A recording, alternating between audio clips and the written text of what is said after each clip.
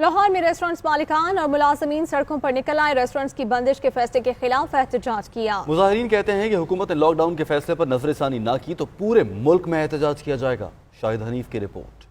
Restaurants کی بندش نامنظور، معاشی قتل بند کرو کے نعرے۔ پاکستان ریسٹورنٹ ایسوسی ایشن نے حکومت کے خلاف احتجاج کیا۔ مین بلیورڈ گلبرگ سے لبرٹی چوک تک ریلی بھی نکالی گئی۔ ایسوسی ایشن کے چیئرمین عامر رفیق قریشی کہتے ہیں ریسٹورنٹ بند ہونے سے لاکھوں لوگ بے روزگار ہو جائیں گے، ہمارے ساتھ امتیازی سلوک نہ برتا جائے۔